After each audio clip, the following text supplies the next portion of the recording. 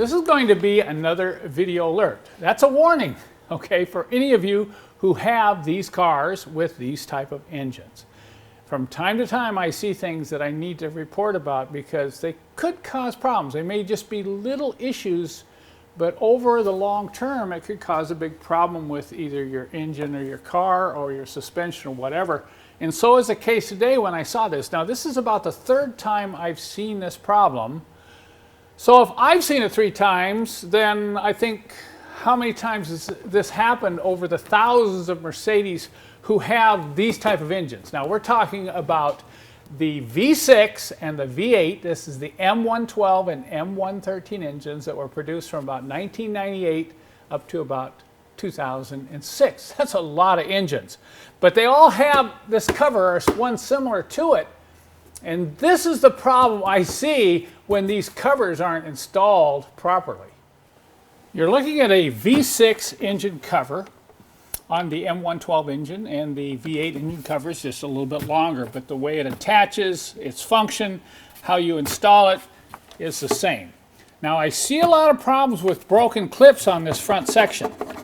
I think because people just kind of grab this and yank it off, because you have to remove this front section here before you remove the rear section. But the problem has to do with the rear section in terms of the alert.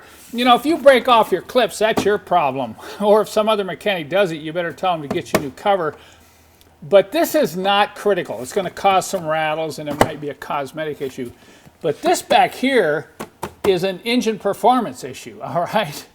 And you can find out very quickly if this is a problem on your Mercedes by coming out and taking your hand to the back of this cover and lifting up on it. See that? Look at that. It just lifts right up. It's not connected to the top of the engine. You should have to pull real hard. It should be tight. Now, why is this a problem? Because this air filter housing connects to the engine inlet right here, right underneath here. So imagine if you're going down the road and this is, every time you hit a bump, this is jumping up and down. Well, what that's going to allow is dirt and any particles in this engine compartment to get down into your engine, into your cylinder walls. Oh, and that's not good. So this is a critical issue. You do not want any leaks on here. There should be a tight fit on this seal to the air intake and the intake manifold. So I'm going to pull this off and I'm going to show you why this happens so often and how you can fix it if you realize this is a problem with your own Mercedes. To remove the cover, I said earlier you need to remove this front section first. But the way to prevent damage to this is to remove these 2 tubes. Just pull them forward like this and kind of bend them out of the way, just like that. Both of them. Pull them out and bend them out of the way. Now when you remove this cover, there's some clips that go down like this, and then up here there's clips that go like that. So if you just take and grab this and yank on it, you're going to break probably these clips right in here. So I just take the outside edges and I pop this side off, and then I pop this side off, and then I kind of bend it like that. I put a bow in it and then I just pull it forward. Okay, and here you can see the clips that go this way, and here you can see the clips that go down. And these clips are what get broken off. Now to remove this part of the filter housing, it's connected by 4 big spring clips on rubber mounts, and all you need to do is pull up on it with kind of a jerk like that, okay, and then lift it off. Now if you look here, you can see these spring clips right there. See those spring clips? And then you see these rubber mounts. Well, look at this. This rear spring clip is bent over, and this rear spring clip is missing. It's bent and it's on top of the rubber right there. So here you see the seal for the air intake. So when these 2 clips aren't installed properly, they get bent and this whole air filter housing becomes loose. So it's pretty obvious how we're going to fix this, but you can see why this happens. Somebody working on the car is not careful when they line up this cover. You have to line up this cover on top of those 4 rubber mounts, kind of feel it, and then snap it down. Somebody's just getting in here and strong-arming it and shoving it down. So what I'm going to do now is I'm going to straighten this clip up. I'm going to take this clip and bend it back and get it installed, and then I'm going to come back and we're going to put this on properly. Okay, I've fixed these rear clips and I've compressed these front clips just a little bit. You may have to play around with this a couple times. If it goes on too tight or doesn't want to go on, you may want to readjust these. But of course you have to remove this to change the air filters. The air filters are inside these boxes, and I checked, these air filters look pretty clean. But there's one other little trick. I don't think you've seen this anywhere else, just another little trick that's going to make these go on much easier and not damage these spring clips. Well, if you've watched my videos, you know how I feel about lubrication. This right here, silicone dielectric grease rubbed on these clips, and you don't need much, just a small amount right here. It's going to make these clips slide on those rubber mounts much easier. And they'll also come off a lot easier in the future.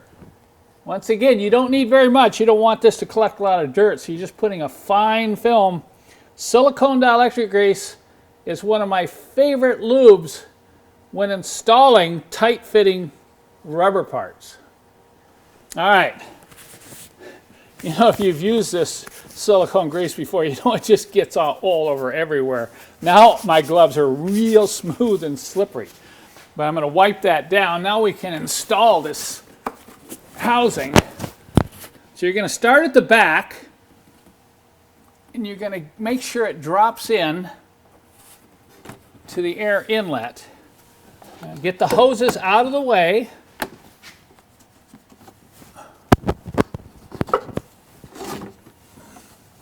Now I'm going to line up the front ones. See, this one is not lined up. You got to line these front ones up. Get both front ones lined up, and then come back here and kind of feel. You can reach down and you can actually feel the clip. See, I can feel the clip is cutting. Oops. Let's see if that one went down. Okay, that's slid on. It's in place. This one you really can't feel, but I'm going to try to wiggle it and see if I can get it to start. Now, see, it's not wanting to go.